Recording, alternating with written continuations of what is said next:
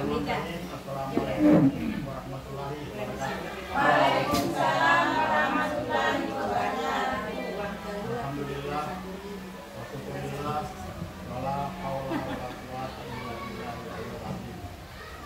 Allahumma shalli ala sayyidina Muhammad wa ala ali Muhammad. Astagfirullah, astagfirullah, astagfirullah.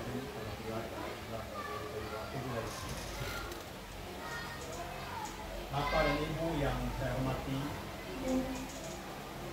pertama-tama mari senantiasa kita memanjatkan puji syukur kepada Allah Subhanahu wa taala, Tuhan Yang Maha Esa, yang mana pada hari ini kita masih diberikan kesehatan, kesempatan, kekuatan untuk dapat hadir di tempat ini dalam satu kegiatan, yaitu tentang observasi kepala sekolah.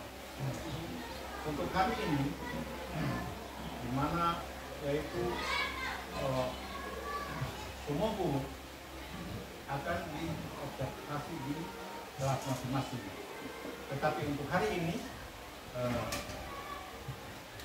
kami atau kepala sekolah akan melaksanakan observasi, yaitu di mana materinya mengenai peningkatan kualitas praktik pembelajaran. Jadi sekarang kita bisa melihat langsung di layar dan bisa dibaca.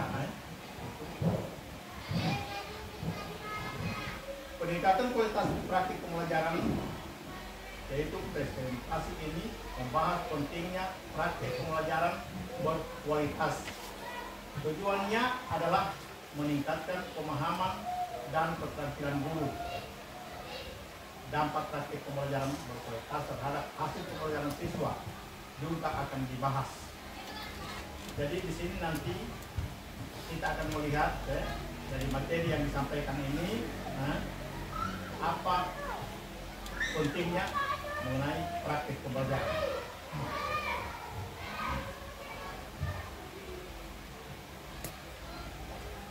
Selanjutnya, analisis praktik pembelajaran saat ini.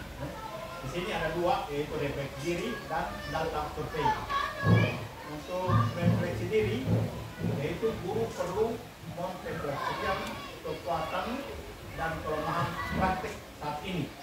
Misalnya, penggunaan metode ceramah yang dominan. Data survei, hasil survei terhadap siswa memberikan masukan tentang metode pembelajaran yang digunakan. Ini membantu mengidentifikasi area yang perlu ditingkatkan. Kalau biasanya kita melakukan praktik itu kebanyakan biasanya metode ceramah. Sekarang metode itu perlu kita variasikan di dalam metode ceramah. Ada yang yaitu tanya jawab, sehingga tidak semata-mata guru yang aktif, tetapi siswa juga akan aktif. Namanya metode bervariasi. Jadi jelas di situ data survei yang saya bacakan tadi. Selanjutnya, prinsip pembelajaran efektif. Jadi bagaimana prinsip pembelajaran efektif ini? Yaitu yang pertama, pembelajaran berpusat pada siswa. Fokus pada kebutuhan dan minat siswa untuk meningkatkan motivasi belajar. Jadi bagaimana supaya siswa itu mau untuk belajar. Kemudian yang berikut, depresiasi pembelajaran. Menyesuaikan gaya belajar siswa untuk memastikan semua siswa mendapat manfaat. Kemudian selanjutnya, pembelajaran aktif. Pembelajaran aktif yaitu menggunakan studi kasus dan diskusi untuk mendorong partisipasi aktif siswa. Jadi di sini akan kelihatan pada prinsip siswa ini, prinsip pembelajaran efektif ini adalah yaitu bagaimana supaya kita mau itu siswa belajar, itu maksudnya dimotivasi. Selanjutnya yaitu strategi meningkatkan kualitas. Strategi ini yaitu ada 3 teknologi: materi ajar, asesmen formatif. Untuk teknologi, yaitu memanfaatkan aplikasi dan platform online dalam pembelajaran. Kemudian yang berikut materi ajar, mengembangkan materi ajar yang relevan dan menarik bagi siswa. Selanjutnya asesmen formatif, mengintegrasikan asesmen formatif untuk umpan balik berkelanjutan. Selanjutnya yaitu teknik-teknik mengajar inovatif. Teknik-teknik mengajar inovatif ini ada 3. Yang pertama, pembelajaran berbasis proyek. Apa itu yaitu berbasis proyek? Yaitu siswa belajar melalui proyek nyata. Jadi apa yang kita lakukan itu akan mendatangkan hasil dan manfaat. Bukan manfaat pada siapa, tapi manfaat pada siswa. Kemudian yang kedua, pembelajaran berbasis masalah. Siswa memecahkan masalah kompleks. Setiap permasalahan apabila kita lakukan yaitu berdiskusi, pasti akan ada masukan dari teman-teman siswa dalam kelompok itu. Kemudian yang berikut yang ketiga, pembelajaran kooperatif. Siswa bekerja dalam kelompok.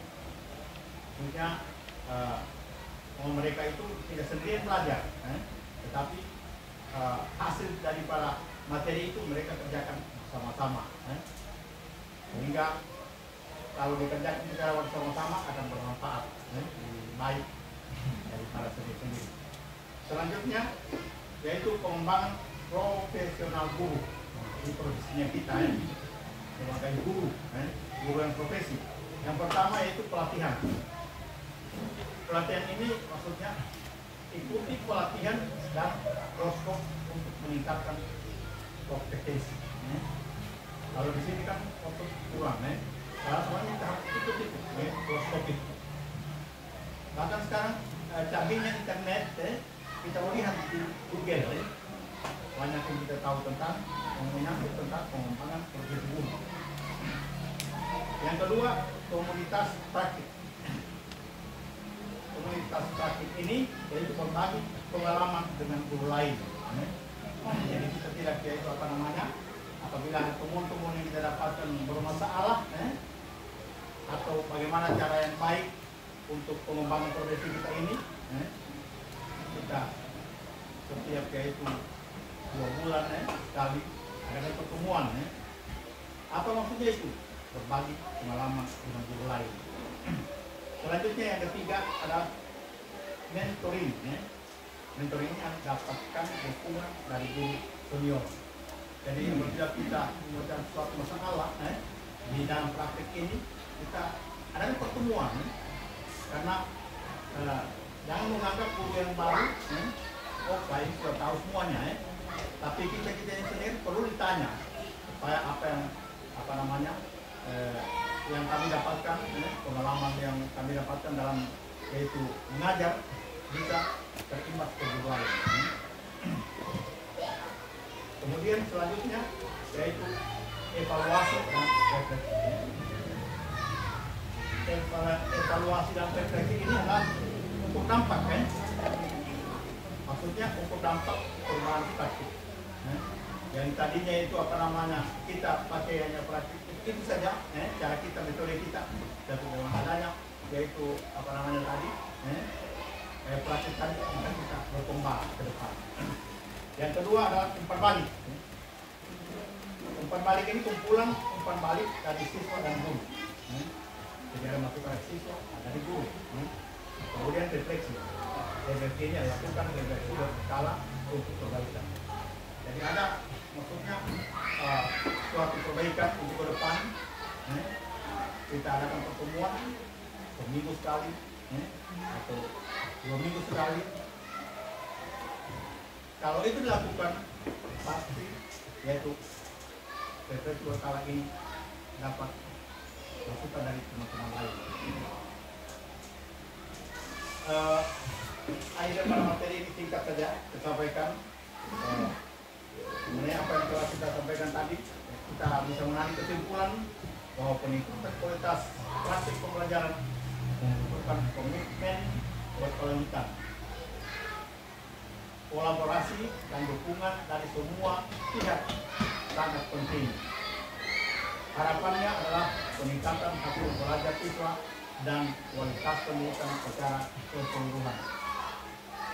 Jadi itulah yaitu materi yang saya sampaikan pada hari ini.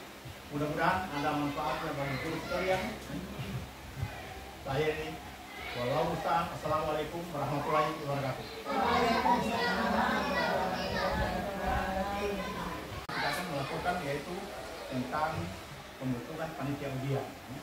Kalau kemarin ini kita tidak rapat, tapi ini saya mau tanyakan apakah panitia ujian itu yang lalu digunakan atau yang kita mau bentuk sekarang. Yang kemarin siapa semua Pak Guna? Iya, seperti yang panitia ujian. Untuk sekarang pengawasnya kalau misalnya sekarang jumlah kelas 6 berapa? 20 ya? 28 berarti 2 ruang. 2 bilik ya. Kalau 2 bilik berarti 4 pengawas ya. Kita cari yang mau apa? Bulan rapat.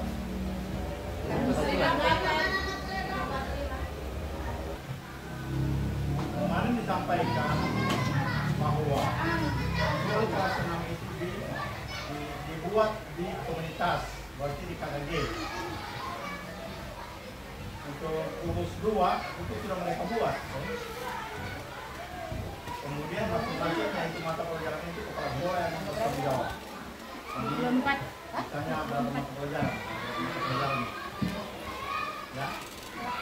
Nanti sebentar saya sampaikan nanti. Nah ini di apa namanya? Diinformasikan kemarin kalau kita membuat soal bukan hanya kelas 6 ini, tapi nantinya kelas 1, 2, 3, 4, 5 itu akan ulang semester nanti. Yang kedua itu soalnya nanti pada literasi dan numerasi. Jadi tapi itu nanti apa namanya di KKG ya, di KKG ya. Ini khusus senam ini bukan senam ya. Jadi kita lihat nanti setelah disusun itu soal ya, di KKG. Sekarang ujiannya sudah merdeka tanggal 14 Mei kita mau lakukan ujian. Sementara soal baru mau dibuat ya. Belum ada apa namanya ini KKG membahas tentang soal senam. Belum juga pembentukan kelompok dan mata pelajaran. Dan kemarin kepala SDN kemarin Tagurangko mengusulkan seperti kemarin dibuat di sekolah. Padahal sekolah sekarang sudah selesai mungkin. Karena hari ini kita buru waktu karena buat ini sepakat kita semua sekolah yaitu jumlah soal itu 20.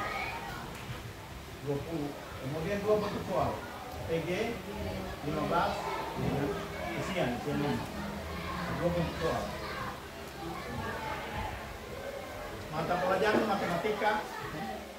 Kemudian jamnya itu 90 menit. Satu kali pertemuan 90 menit berarti 1 jam setengah. Nanti catat. Itu dia catat. Soal. Ya. Sama itu kelas berapa Pak? Tidak, kelas anu ini kelas 6. Nanti kalau yang kelas anu 1, 2, 3, 4, 5 itu dibahas di KKG pada pertemuan bulan Mei. Bulan Mei kan ini. Kamu sudah mau apa? Kamu punya bagi KKG-nya kamu. Matematika 20, bahasa Indonesia 20, IPAS. Jadi kita IPAS ya. Bisa. Kemudian yaitu penjas ya. Penjas dengan agama yaitu 20.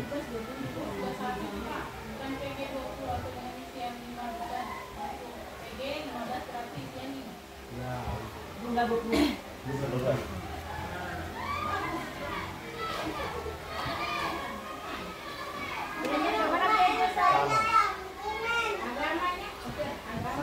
Kemudian ini muluk SD mata pelajaran waktunya 60 ya, bukan 90. Kemudian dimulai dari jam 7.30. Iya, jam Sampai jam 7.30 jam 7.30 berarti jam 8.30 1 jam. Jam 9 pas satu mata pelajaran. Kemudian jam 9 sampai dengan jam 9.30 istirahat. Kemudian 9.30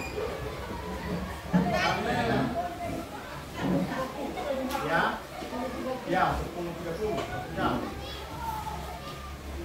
Berakhirnya di jam 11 itu. kalau dia hujan. Anak-anak yang tidak kan dimulai Ya. jam pertama sampai 8.30. Baru 9 pas istirahat. 9.30 jam 9. Iya, 9.30. 9.30 istirahat. Jam 10.30 jam 10.30 sampai Jam 9 pas buka di mana? berapa jam tuh? Pas jam 11. Iya, jam 9 pas. Jam 11 pas. Jam 30 mulai. Macam terakhir jam 11 ya? Jam 30 menit. Ya. Iya. Jam setengah. Kemarin itu jam 8, tapi jangan. Yang itu jam 5. Cuma dia jam 12 nanti. Ya istirahat. Ya 9.30. Masuk. Hari pertama sampai selesai. Iya. Nanti kamu naik di posko nanti. Bahasa dengan apa? Maka kalau kemudian panitia dan jam-jamnya itu. Pada harinya, Harinya tanggal 14 hari apa itu? Hari Rabu 14. Mei. Iya, kalau Mei. Tanggal hari apa? Rabu ya. Dia tuh jalan-jalan. Kalau di rumah ada Rabu, 14 hari Rabu. Iya, Rabu. Rabu. Berarti Rabu bahasa Indonesia dengan agama. Bahasa Indonesia yang pertama. Yang pertama. Kemudian yang kedua agama. Sudah catat. Kemudian hari kedua tanggal 15 matematika dengan PKN. Matematika yang pertama, PKN yang kedua. Kemudian tanggal 16. Tanggal 16 IPAS. Nanti dia buat. Hari posko. Oke, kita tahu. 15. Iya, karena hari ini Mas. Yang kedua PJOK. Jadi PJOK masuk hari ketiga. Agama pertama ya. Iya, program apa yang Tanggal 16, Pak. Iya, Dua. Ya, 2 itu. yang kedua. Jadi pas BPJK ya. Jumat. Iya, Jumat. Soal yang mau buat tuh? Iya. Ayo. Tidak sama tanya juga hari kan hari Jumat ya. Kira kan sudah. Oh, Rabu Kamis pas Jumat. Iya, hari Jumat kan 2 hari. Saya kira macam begitu tuh. Karena hari Jumat PP 2 mata pelajaran gitu. Jumat kan Pak? Jadi Pak sebenarnya pada selanjutnya itu pengawas. Pengawas siapa yang ditangkap? Sebetulnya pengawas nanti siapa tahu yaitu apa namanya ada silang kalau tidak silang di sekolah kita yang mengawas mana dan sekolah kita siapanya itu pengawas. Guru senang jangan. hari pertama, bukan hari pertama. Yang pertama siap semua, penguasa, penguasa. Siapa nih? Ya, biasanya kan ada 4 orang. 4 orang. Kalau lalu Pak Guna siapa? Saya.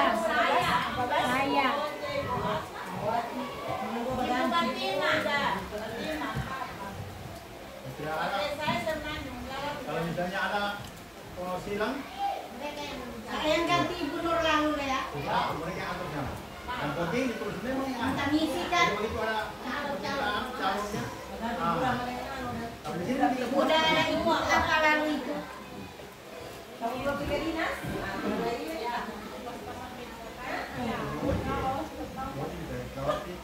Ibu Fatima, Ibu Suga, Ibu Ram.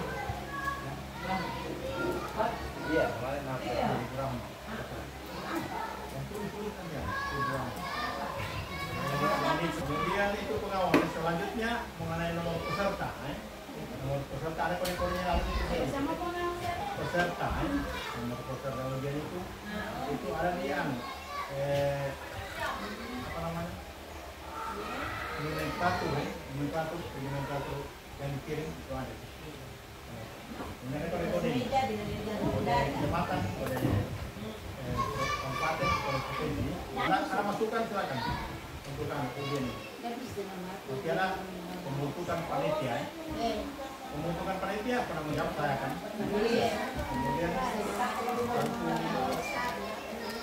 Ada kan maksudnya yang mau ada di mata pelajaran nanti diperiksa. Jawab siapa. Untuk mata pelajaran pelajaran setiap agama kan yang pendek mereka yang periksa. Yang 6 ini. Nah, ini satu. Kalau ibu sudah teknik matematika, jadi selesai ujian diperiksa saja. Periksa, periksa baru diserahkan sama ibu Halimah. Ibu Halimah yang rekap nilai. Dia jadi periksa jumlah yang benar berapa itu saja. Itu diberikan nilai, nanti ibu Halimah yang berikan nilai. mata pelajaran waktu itu kan menggunakan proyek. Ya, begitu aja. Hanya periksa benar-benar. Jadi caranya mudah ya. Kalau selesai ujian itu bisa kita periksa langsung. Karena ada kunci jawabannya. Iya. Setiap ini atau mata pelajaran ada kunci jawaban. Jadi tidak terlalu sulit kan. Karena untuk tahun depan sudah bisa kita kualitas. Nanti dapatnya di bulan Juni. Bertepatan dengan yaitu penentuan kenaikan kelas. Kita bahas tuntas hari ini di bulan Juni. Saya bukan. Bahasa Indonesia siapa? Ibu Ana. Ya. saya tidak salah mana. Siapa yang bisa bahasa Indonesia? Saya Dari kalau ada yang mau. sudah, itu sudah ya, itu sudah. Kemudian PKN siapa yang PKN? Ibu Ana? Saya IPA. Oh IPAS. Nah, iya, IPAS. Kemudian mohon maaf juga disampaikan kalau seandainya ada yang kita katakan dari awal kita ini yang tidak disebutkan atau disebutkan seperti pendengaran paparan ibu sekali lagi mohon dimaafkan. Mungkin hanya ini yang bisa disampaikan. Salam Ustaz. Assalamualaikum warahmatullahi wabarakatuh. Waalaikumsalam. Waalaikumsalam warahmatullahi wabarakatuh.